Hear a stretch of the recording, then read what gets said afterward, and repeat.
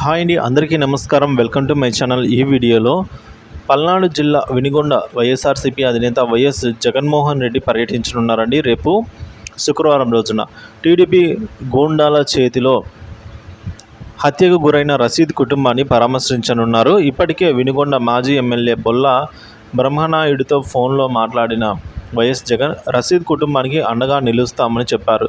రేపు తానే స్వయంగా వినుకొండ వస్తానని బ్రహ్మనాయుడికి వైఎస్ జగన్ తెలిపారు. కాగా CM Chandrababu YS Jagan strong counter ఇచ్చారండి. రాష్ట్రంలో రాక్షస పాలన కొనసాగుతోంది. లా అండ్ ఆర్డర్ అన్నది ఎక్కడా కనిపించడం లేదు. ప్రజల మాన ప్రాణాలకు రక్షణ లేకుండా పోయింది. వైఎస్ఆర్సీపీని అణగదొక్కాలన్న కోణంలో ఈ దారుణాలకు పాల్పడుతున్నారు అని ట్విట్టర్ వేదికగా వైఎస్ జగన్ మండిపడ్డారు.